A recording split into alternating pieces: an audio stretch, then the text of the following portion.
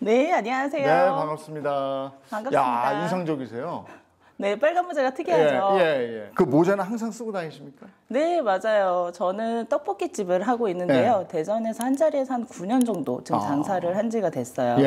저희 떡볶이 장사를 하면서 많은 사람들을 만나다 보니까 그 사람들 통해서 삶의 지혜도 얻기도 했어요. 그래서 이 부분을 한번 같이 공유를 해보고 싶어서 책을 썼고 이 자리에 왔습니다. 자, 이제 단도직입적으로 많은 분들이 궁금해 하시는 거. 떡볶이를 팔아서 그러면 월 얼마나 버시는가? 네, 그게 가장 궁금하시죠. 3,000원짜리 떡볶이로 월 1,000만 원 정도 법니다. 월 1,000만 원이면 그러니까 1인분에 3,000원인 거잖아요. 네. 그럼 몇 인분이죠? 계산으로 하게 되면 하루에 100인분 정도 제가 팔거든요. 네, 100인분. 네. 100인분이면 그러면 이제 한 달에 1,000만 원 되는 네. 거예요? 와. 그러면 몇 시에 문 열어서 몇 시까지 하시는 거예요? 저희 아침 11시. 11시. 오픈해서 밤 10시까지. 근데 언제가 제일 잘 돼요? 몇 시쯤? 저녁 때 가장 많이 잘 돼요. 이제 직장 끝나고요? 아니면 떡볶이는 학교 끝나고 아닌가 원래? 네, 그래서 애들 근처에 고등학교가 있어가지고요. 야자 들어가기 전에 제일 많이 먹고요. 야간 자율학습 그 직전에 애들 맞아요. 떡볶이 먹고 들어가는군요. 네, 그때가 제일 바빠요. 그 도요사님만의 특별한 비법이 있습니까? 저는 한 자리에서 오래 장사를 하다 보니까 주변 사장님들이 저에게 많이 물어보시더라고요. 도요사만의 특별한 노하우가 도대체 뭐냐라고 하는데 그 노하우는 바로 그 영어 알파벳 노하우에 있는 것처럼 now, how가 있어요. 지금 내가 어떻게 할 것인가 라를 한번 꼭 생각을 해보셨으면 좋겠어요. 가장 좋은 게 simple is best 라고 생각을 해서 손님들에게 작은 거라도 가장 좋은 거를 주려고 노력을 했어요. 최소의 비용으로 최대의 감동을 줄 수 있는 게 뭐가 있을까라고 생각을 했었는데 큰 돈 들이지 않고 손님들에게 머리끈 하나, 사탕 하나, 손편지 하나 이런 걸 써주는 거를 하기 시작을 했어요. 근데 원래 장사가 안 되면 사장님들은 인테리어를 싹 바꿀까? 아니면 메뉴를 더 늘릴까? 이렇게 돈을 들이고 생각하시는 분들이 많은데 이렇게 작고 사소한 것부터 하실 수 있다면 좀 더 나은 매출을 그리고 좀 더 나은 가게를 운영을 하실 수가 있어요. 제가 했던 방법 중에 첫 번째는 머리카락 긴 여성분들이 가장 많기 때문에 떡볶이 먹을 때 불편할까 봐 머리끈을 항상 챙겨줬고요. 그리고 매운 거 먹고 나서 입 이렇게 막 부채질 하잖아요. 근데 그런 모습도 너무 사랑스러워 보여서 사탕 하나 애들한테 지어주기 시작을 했고 그리고 어떤 손님께서는 배달의 민족에다가 주문을 하실 때 아이가 자고 있어요. 그러니까 벨 누르지 말고 노크해 주세요 라고 요청사항에 써놓으셨더라고요.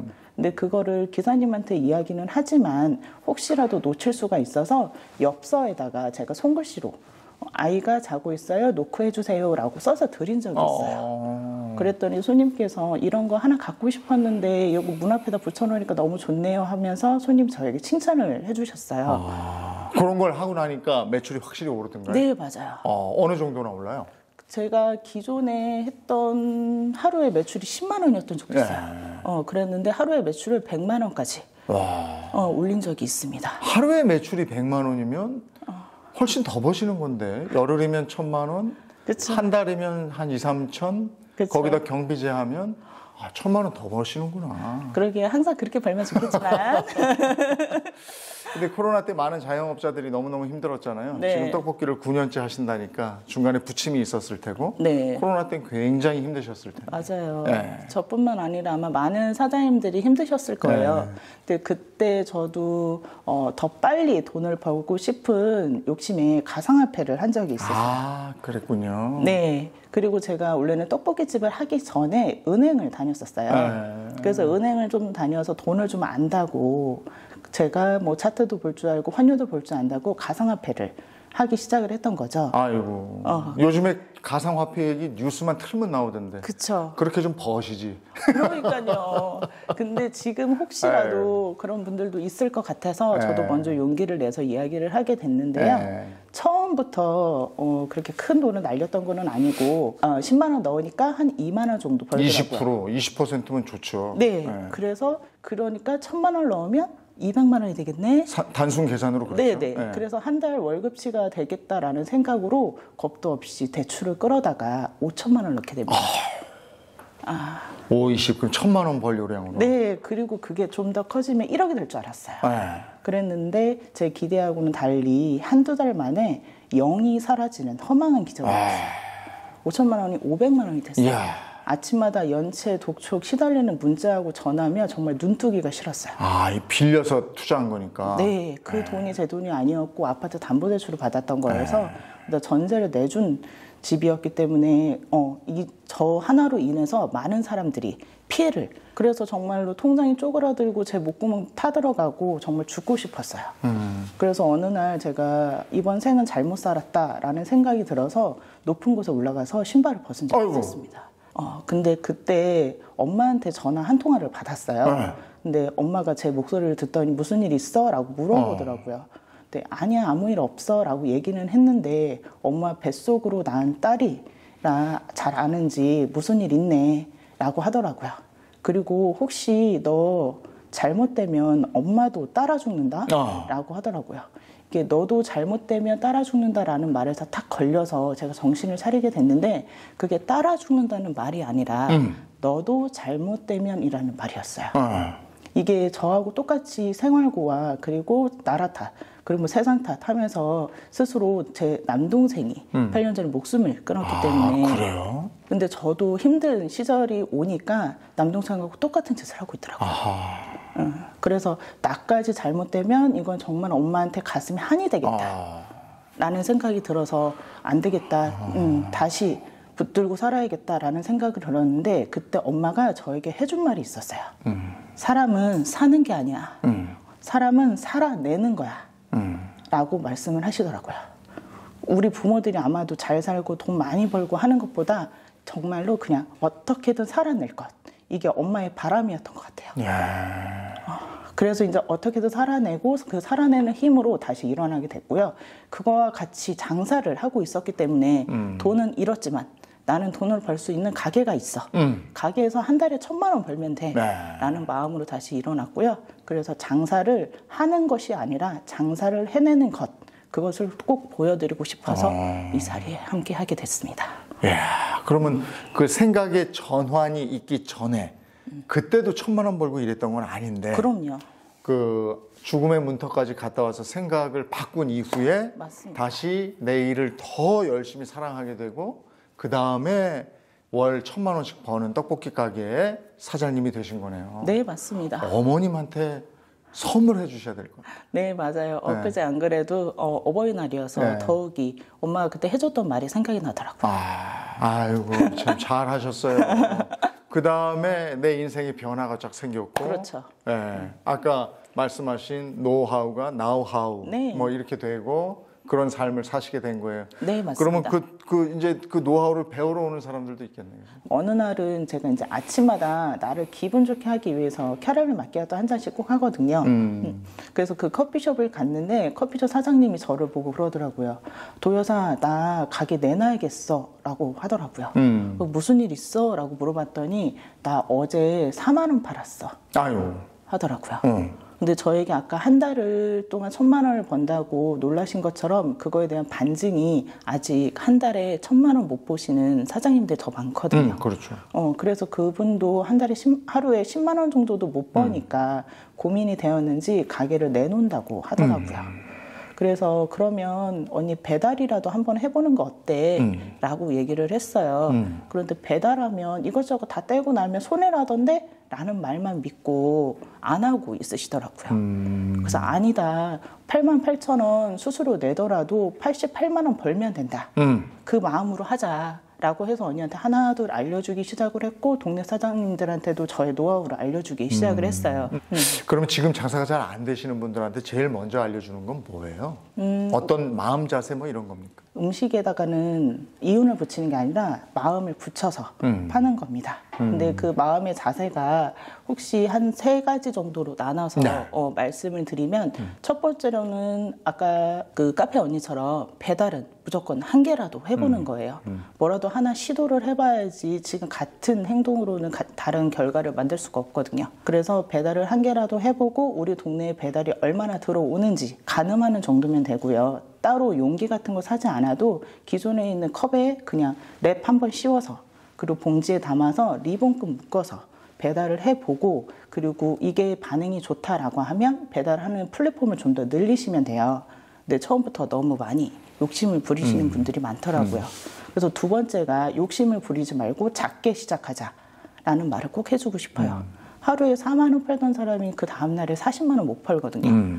체력도 좋아야 되고 자기의 그릇이 커져야 되기 때문에 오늘은 4만 원 팔았으면 그 다음날에는 8만 원 팔 방법을 찾고 그리고 그 다음 주에는 16만 원 벌 방법을 찾아서 그렇게 차근차근 나가는 방법이 가장 중요합니다. 그리고 세 번째로는 제가 마음이 가장 중요하다고 했던 게 그 손님에게 내가 도와주려는 마음, 뭘 하나라도 더 챙겨주려는 마음으로 하게 되면 방법은 여러 가지가 보일 거예요. 손님을 제가 연인을 기다리시지 보다 보니까 직원들은 퇴근 시간을 기다리지만 사장님들은 오픈 시간을 기다리거든요. 그래서 연인을 보듯이 제가 손님을 보기 시작하니까 머리끈 하나, 그리고 사탕 하나, 메모지 하나 이런 걸 챙겨주고 싶은 마음이 생기더라고요. 그래서 사장님들이 지금 처음 장사를 하시는 분들이시라면 한 가지라도 꼭 뭘 해보겠다라는 마음이 손님들을 좀 한 개라도 더 주고 싶고 연인을 보는 마음이었으면 좋겠다라는 생각이 있습니다. 오시는 분들에 대한 깊은 관심이네. 네. 그게 진심이 되고, 그죠? 그 9년 동안 한 자리에서 떡볶이를 파셨으니 많은 손님들이 계실 텐데 네. 그중에 기억에 남는 손님이 있습니까? 아, 네. 저희가 리뷰로 네. 해서 손님들하고 서로 소통을 하면서 지내는 고객님이 한 분 있으신데 제가 9년 전에 장사를 했을 때부터 지금까지 단골인 손님이세요. 네, 그 분께서 맨 처음엔 제가 초보 사장이었을 때 실수도 많고 튀김 같은 것도 빠뜨리기도 했었거든요. 근데도 사장님 괜찮아요. 다음에 시킬 때 주세요. 라고 하면서 저에게 항상 너그럽게 해주셨던 분이세요. 그런데 그 분이 기숙사에서 살고 계시다가 이제 다른 곳을 이사를 하시면서 저에게 소식을 또 리뷰로 전해주셨는데 제가 그 손님이 고마워서 가게에 있는 화분을 하나 선물을 해드린 적이 있었어요. 네. 개운죽이라고 운을 열어주는 대나무예요. 그래서 저도 그걸 키우면서 힘들었던 시기에 운이 좋아지긴 했거든요. 아, 그래요? 네, 그래서 그 손님에게도 좋은 일이 있었으면 좋겠다 하는 마음으로 그 화분을 하나 보내드린 적이 있었는데 그 손님이 1년이 지나서 또 연락이 왔어요. 잘 키우고 있다고. 운이 좀 왔대요? 네, 그리고 더 좋은 집으로 이사를 하셨다고 그래요? 하시더라고요. 근데 이 사연을 손님이 배달의 민족에 우리 동네 사장님 응원하기라는 그 캠페인에 응모하신 적이 있대요. 그래서 거기서 1등을 해서 정말 우리 동네 사장님을 응원하기 위해서 꽃바구니하고요 상품권하고 왔더라고요. 그래서 그 손님 덕분에 저도 장사하기 잘했다 이런 마음이 들었고요. 친구처럼 지내고 계시는 손님이 있으세요. 그렇군요. 네.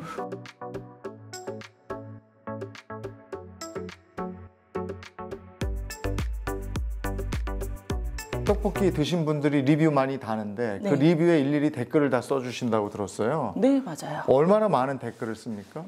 지금까지 제가 장사하면서 리뷰 답글을 한 8,000개 단 것 같아요. 8,000개? 네. 예. 이게 한 번에 8,000개라고 하면 많아 보이긴 하는데 이거를 하루에 보면 리뷰 달리는 게 3개, 4개 정도 돼요. 근데 그거를 한 달로 쌓이면 100개 정도 되죠. 그리고 1년 정도 되니까 1,000개가 되더라고요. 그러네. 그리고 이거를 8년 넘게 했으니까. 그러네요. 지금 한 8,000개 넘게 리뷰에 답글을 쓴 달인이 됐고요. 근데 그 리뷰라는 게 다 좋은 말만 쓰는 건 아니잖아요. 네. 거기에 나쁜 말도 있을 거고 또 맞아요. 악플도 있을 텐데. 네, 맞아요. 그런 거 어떻게 대응합니까? 제가 처음에 손님들한테 들었을 때는 그 칭찬은 손님의 첫 번째 의견이라고 생각을 하고요. 두 번째는 손님의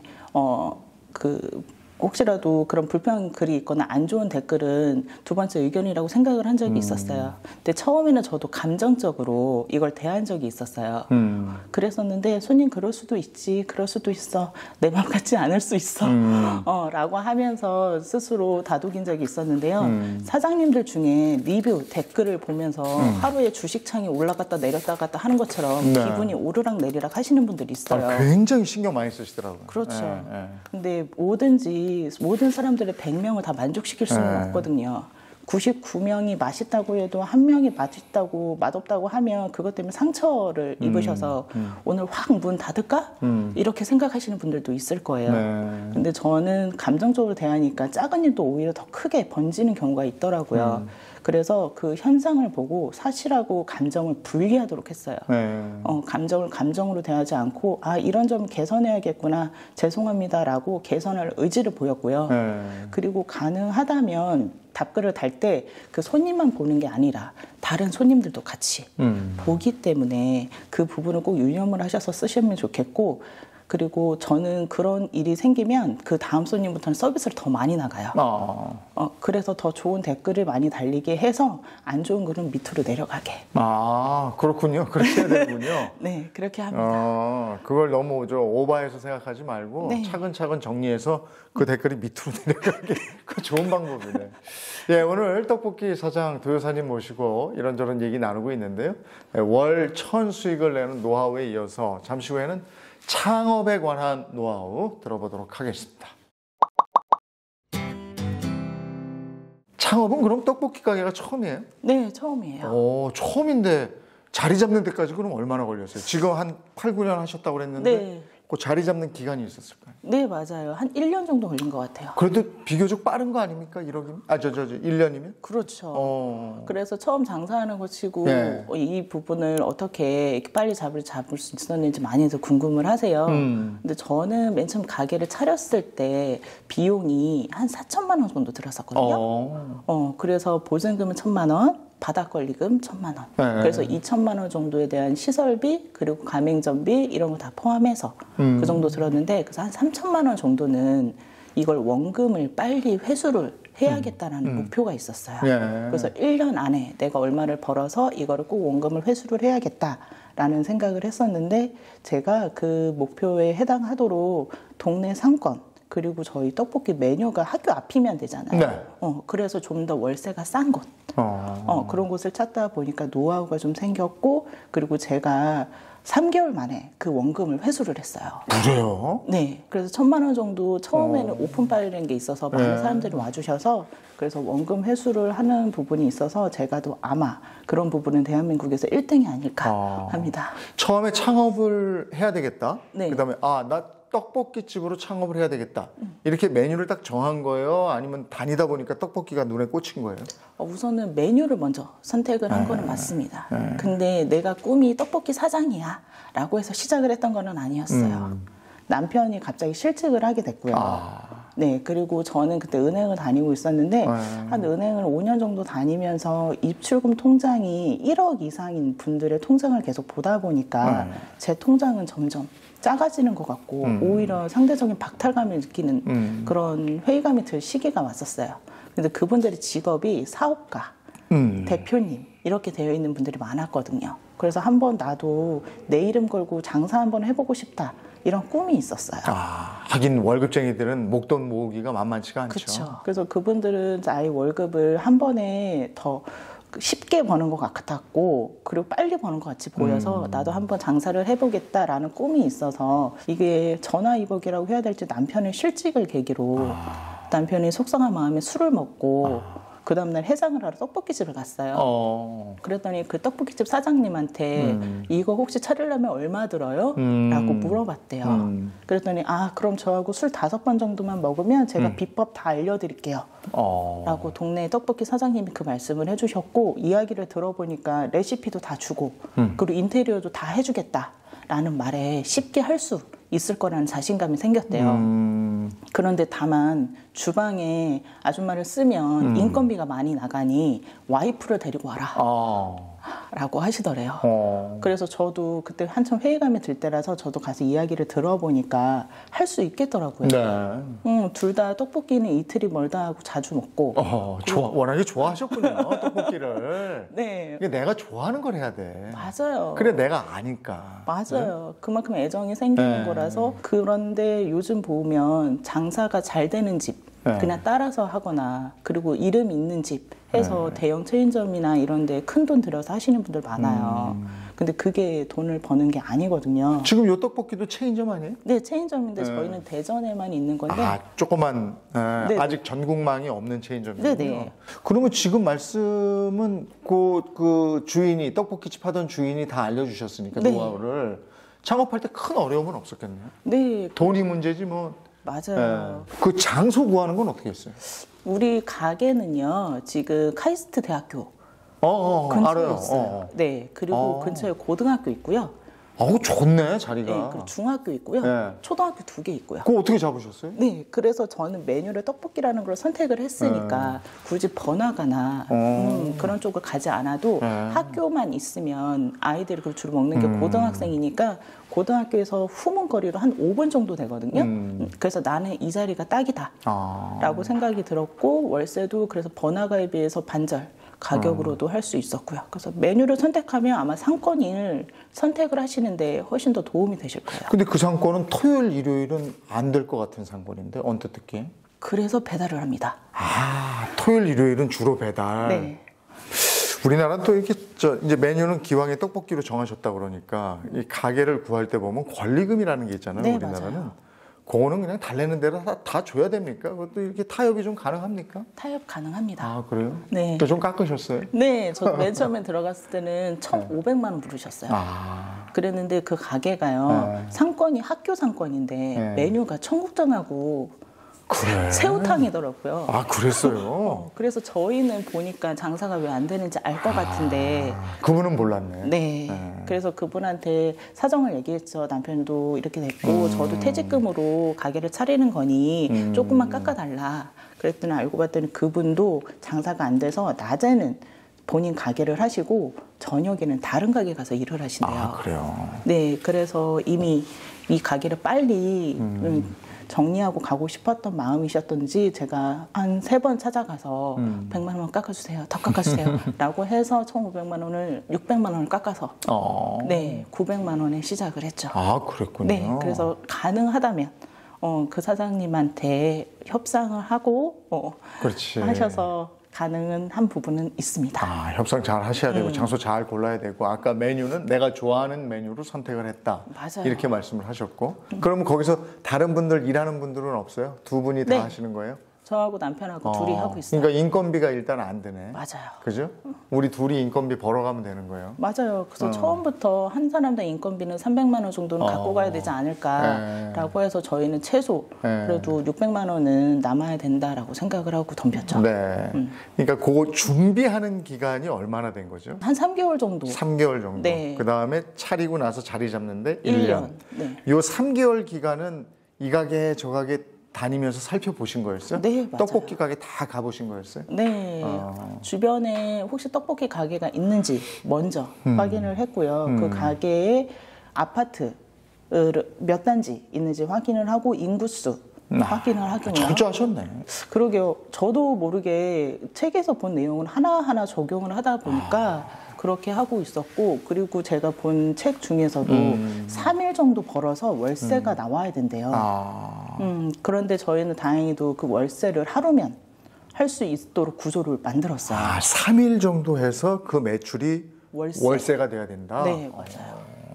그리고 일주일 정도 벌은 거는 재료비를 줘야 되고 나머지 일주일 정도 번 거는 본인의 인건비를 줘야 되고 하는 부분으로 그 장사하는 노하우를 책에서 배운 거를 저도 적용을 하면서 상권과 그리고 기술을 하나씩 배웠죠. 배달을 또 할 때는 그 사람의 마음을 사라. 네. 그래서 뭐 머리띠라도 주고 메모지라도 줘라. 그렇죠.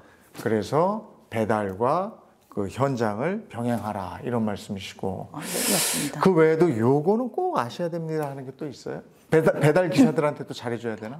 맞아요. 네. 아마 사장님들 중에 배달 대행을 쓰시는 분들 많이 있으실 거예요. 그런데 우리한테 돈을 내고 직접 먹는 손님뿐만 아니라 우리 가게에 음식을 배달해주는 배달 대행 기사님들도 저희의 내부 고객이거든요. 네. 그래서 그분들 오시면 여름에는 얼음물 한 잔 꼭 드시라고 하고 배고프실 텐데 계란 하나 드시라고 꼭 말을 걸어요. 네. 근데 어떤 분들은 어디 가서 커피 한 잔 먹으려고 해도 물 한 잔 먹으려고 해도 컵 쓴다고 눈치 주는 데도 있다고 하더라고요. 그래요? 너무 야박하다고. 그런데 아마 사장님들도 이제 가면 갈수록 대출도 내야 되는 게 더 많아지고 손님도 없고 하니까 마음에 여유가 없으셔서 그럴 수도 있어요. 그런데 그렇게 사장님들이 그 직원들을 돈을 주고 쓴다라고 생각을 하지 않고 우리의 음식을 같이 배달해주는 직원이다, 가족이다 생각을 하시면 물 한 잔, 계란 하나 주는 거 아깝지 않거든요. 어떤 저희 기사님에게는 기다리는 동안 한 5분 정도 걸리니까 김밥 하나 드실래요? 라고 하면서 김밥을 드린 적이 있었어요. 근데 그 기사님이 그 김밥을 먹고 고맙다고 인사를 하고 가셔서 우리 떡볶이를 들고 가서 배달을 할 때 다들 문 앞에다 놓고 가세요. 요즘 많이들 하시거든요. 네. 그런데 그냥 문 앞에다 놓지 않고 아파트에 보면 전단지 같은 거 많이 붙어 있잖아요. 그 전단지를 밑에다 깔고 봉지를 올려놓으셨대요. 근데 그 기사님도 그렇게 손님한테 마음을 써주기 시작을 한 거죠. 근데 그거를 손님이 보고 저희 리뷰를 달아주셨어요. 지금까지 배달한 기사님 중에 이렇게 하신 분 처음 봤다고. 너무 고맙다고 해서 저도 고맙다고 기사님한테 다시 한번 인사를 했는데 제가 기사님에게 기분 좋게 해줘야지 그 기사님도 우리 손님에게 기분 좋게 해주시는 거거든요. 신경 쓸 부분들이 많네요. 그렇죠. 지금 이제 이 방송을 보고 있는 식당을 하시거나 또는 식당 창업을 계획하고 있는 분들께 선배 사장으로서 야, 요거는 꼭 아셔야 돼요 하는 거 한마디 조언을 해주신다면요. 혹시 장사를 지금 하시는 중에 아마도 힘들다라고 하시는 분도 많이 있으실 거예요. 근데 오늘 장사가 안 되는 게 오늘 내가 잘못해서 그런 게 아니고 이 문제가 분명히 한 달 전에 1년 전에 있었을 거예요. 근데 아마 본인이 모르고 계셨거나 그거를 손님들이 어떤 이야기를 하는지 들으려고 하지 않아서일 수도 있습니다. 그래서 리뷰 같은 거 꼭 보시고 개선할 수 있는 내용이 있다면 꼭 하는 게 좋겠고요. 그리고 제가 할 수 있는 방법 3가지를 알려드리자면 장사를 할 때 첫 번째는 가게 문을 열을 때 사장의 마음이 중요한데요. 내가 이 가게의 사장이다. 떡볶이를 팔아도 치킨을 팔아도 그리고 카페를 해도 사장이다라는 마음으로 꼭 여섰으면 좋겠어요. 근데 직원처럼 일하시는 분들이 많이 있어요. 그래서 이 표정이 손님한테 그대로 보여질 거거든요. 첫 번째 그 마음을 가지기 위해서는 오늘 한 그릇이라도 더 팔고 가자. 라는 마음. 내가 퇴근 시간이 10시라고 하면 그 시간을 기다리는 게 아니라 오늘 얼마나 팔고 가야겠다는 금액이 있어야 돼요. 저는 예전에 30만 원을 팔기 위해서 새벽 1시까지도 한 적이 있어요. 그런 목표를 두게 되면요. 손님이 한 사람 한 사람 오는 분이 반갑게 느껴져요. 그런데 그렇게 시간을 정해놓게 되면 다 밀려드는 이메일처럼 찍어내는 음식처럼 마음이 바뀌더라고요. 그래서 반갑게 느껴질 수 있도록 그렇게 설정을 하시는 게 좋고 그리고 오늘 온 사람에게는 내가 1등으로 기억이 나는 가게였으면 좋겠다 하는 바람이 있어요. 우리 동네에서만 1등하면 되거든요. 내가 대한민국에서 1등, 대전에서 1등하는 가게가 되지 않더라도 오늘 만나는 사람에게 떡볶이 하면 오매불떡 생각날 수 있도록 기억나게 하는 가게를 만들겠다 하는 마음으로 시작을 했어요. 그리고 3번째로는 모든 사람들을 다 만족시킬 수는 없기 때문에 한 명만 만족시킬 수 있으면 100명을 만족시킬 수 있다라는 마음으로 했어요. 그리고 그 한 명을 만족을 하게 된다면 그분의 핸드폰에는 한 250명 정도의 친한 친구들의 전화번호가 있대요. 그래서 한 명을 만족시키면 100명, 200명을 만족시킬 수 있다라는 마음으로 하기 시작을 했어요. 그래서 혹시라도 지금 장사가 잘 안 된다 하시는 분들은 이 3가지를 꼭 생각을 해보셔서 다시 시작을 하셨으면 좋겠습니다. 그게 이제 입소문이 제일 무서운 거니까. 맞아요. 입소문이 잘못 나는 경우도 있지만 지금처럼 하면 입소문이 좋게 나서 그 한 분이 250명한테 야, 맛있어. 가봐. 맞아요. 이게 홍보니까요. 맞아요. 예, 월 1000 수익을 올리는 떡볶이 가게 사장님의 창업 노하우를 들어봤는데 9년 동안 한 자리에서 꾸준히 지켜오신 분의 노하우다 보니까 많은 분들에게 도움이 더 되셨으리라고 믿습니다. 도요사님은 얼마 전에 새로운 타이틀을 하나 더 추가하셨어요. 책 쓴 작가님이세요. 네, 맞습니다. 책 소개를 간단히 좀 해주시겠습니까? 네, 저는 떡볶이를 팔면서 인생을 배웁니다. 라는 책을 내기도 했습니다. 제가 한 자리에서 장사를 하다 보니까 1년에 한 10,000명? 그리고 9년도 됐으니까 9만 명 정도 사람들을 만났더라고요. 그래서 사람들이 사는 이야기 속에서 살아가는 지혜를 한번 여러분에게 알려드리고 싶어서, 그리고 거기에 장사하는 노하우도 같이 담아 떡볶이 팔면서 인생을 배웁니다 라는 책을 쓰게 되었습니다. 가게 일도 굉장히 바쁘실 텐데 책까지 쓰셨어요? 주로 언제 쓰신 거예요? 일 마치고 가서 네. 쓰셨습니까? 일 마치고 네. 한 10시에 이제 끝나고 나면 가게에서 앉아서 새벽 1시, 2시까지 일기 쓰듯이 차곡차곡 썼죠. 오늘 저희 셀코TV 나오시기 전에 이 책을 먼저 보내주셨잖아요. 그래서 그 책을 읽은 분이 있어요. 그래서 도요사님하고 꼭 통화를 하고 싶다는 분이 있어서 저희가 전화로 한번 연결을 해보도록 하겠습니다. 잘 계시죠? 네네. 아니, 무슨 책을 읽으셨다고요? 팬이시라고. 그러니까요. 예. 그 저 바꿔드릴게. 두 분이 통화 한번 해보세요. 네네. 네. 어머, 예연! 오! 어머, 잘 있었어. 나 오늘 있었어야 되는데 너무 온다 그래서. 어머, 감동이다, 너. 아니, 두 분이 어떻게 되는 사이예요? 저희 고등학교 동창이에요. 아, 그래요? 네. 반가워라. 제가 고등학교 1학년 때 네. 저는 반장이었고요. 우리 무용하던 네. 애연이었어요. 애연 씨는 그때도 그렇게 고왔어요? 이뻤어요. 그래서 뒷자리에 앉아있으면, 이렇게 턱 깨고 앉아있으면 정말 영화 러브레터에 나오는 여주인공 같았어요. 대전이 짧겠네. 그래서 우리 대전에서 유일하게 이쁜 우리 정혜연 배우님, 제가 친구들한테 많이 자랑하죠. 그럼 고등학교 졸업한 이후에 두 분이 만난 적이 있나요? 직접 만나지는 못하고 우리 인스타 통해서 서로 인사 나누고, 애연이 연극할 때 표 제가 사서 친구들한테 한번 초대한 적도 있고, 근데 저는 못 갔거든요. 장사하느냐고. 고등학교 때 도요사님은 어떤 반장이었습니까? 엄청난 밝고 리더십 있고 이랬던 친구를 기억해요. 너무 반갑다.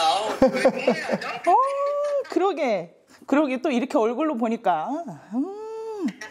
고등학교 졸업한 지 얼마나 됐죠? 저희 20년 넘었어요. 20년 넘게.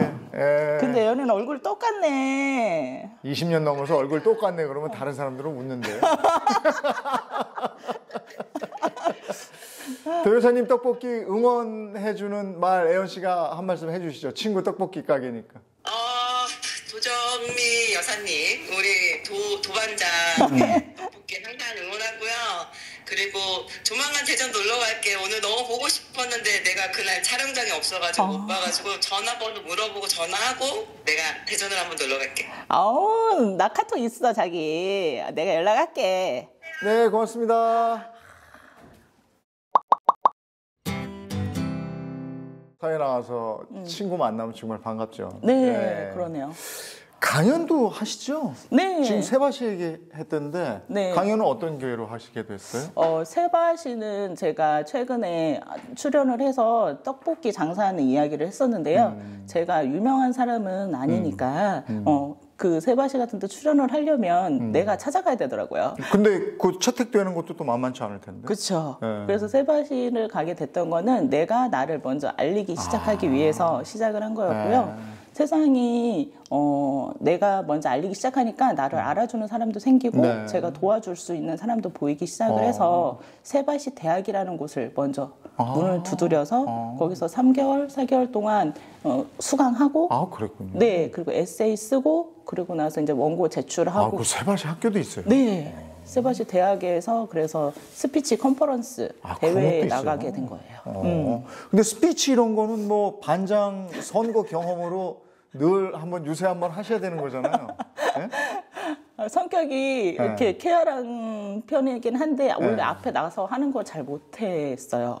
근데 그게 극복이 되던가요? 네, 그래서 거기 세바시 나가게 된 것도 저의 그런 두려움을 깨기 위해서 나간 거예요. 그랬군요.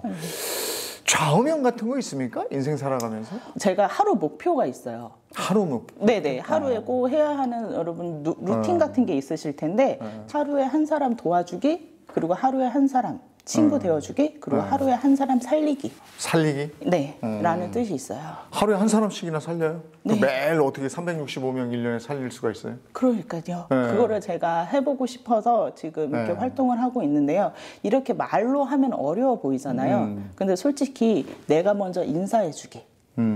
내가 먼저 손잡아주기.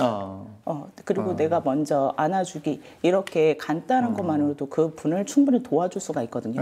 그래서 1번이라도 친구가 되어주자라는 마음으로 손님들을 보고 만나는 사람들을 보고 하다 보니 그런 목표가 생겼고요. 그래서 선한 영향력이라는 캠페인을 또 하신다고요? 네네. 선한 영향력 가게를 제가 하고 있는데 대전 대표를 맡고 있고요. 제가 그때 돈이 없을 때에는 누구한테 나누고 싶어도 나눌 수가 없더라고요. 근데 저는 떡볶이가 있잖아요. 그래서 떡볶이 한 그릇이라도 나눌 수 있을까 하는 생각으로 선한 영향력 가게를 하게 됐는데 그 선한 영향력 가게는 결식 아동들을 돕기 위한 자발적으로 사장님들이 그 나라에서 주는 카드가 있어요. 네. 그걸 보여주면 음식을 무료로 제공을 하는 곳이에요. 네, 그래서 그걸 저도 우리 동네에서는 혹시라도 배고픈 아이가 없었으면 좋겠다 하는 마음으로 시작을 했고요. 그리고 가능하면 한 달에 10,000원이라도 기부를 하고 싶었어요. 그래서 10,000원씩 기부를 했는데 혼자 하면 10,000원이지만 이렇게 여러 사람이 모이면 10만 원까지 만들 수 있지 않을까 하는 생각이 들더라고요. 그래서 또 하나의 저의 꿈이 오른손이 한 일을 왼손도 모르게 하라고 하잖아요. 네. 근데 저는 오른손이 한 일을 왼손도 알게 하고 언니 손도 알게 하고 싶어요. 그래서 이렇게 퍼져나가게 해라. 네. 선한 영향력이 퍼져나가게. 그래서 제가 10,000원을 그 성금하는 곳을 언니들에게 제가 책을 쓰고 그리고 서평을 쓰고 이런 거를 알려드리면서 대신 나한테 돈 내지 말고 이쪽에 기부를 해라. 그리고 좋은 일이 있을 때, 기쁜 일이 있을 때, 꿈이 생길 때 이렇게 좋은 곳으로 돈을 보내야 된다라는 걸 알려주면서 제가 한 10,000원보다 점점점 많은 사람들이 모여서 기부를 하게 됐어요. 아이고, 잘하고 계시네요. 오늘 이 방송을 보고 계신 우리 셀코TV 구독자, 시청자 여러분들께 도요사님이 또 특별한 선물을 가져왔다고 들었어요. 네. 어떤 선물을 가져오셨습니까? 제가 떡볶이 먹고 싶으신 분들이 대전까지 오시기 어려우실까봐 제가 직접 떡볶이 밀키트를 가지고 왔어요. 밀키트도 요즘 잘 나가겠네요. 네.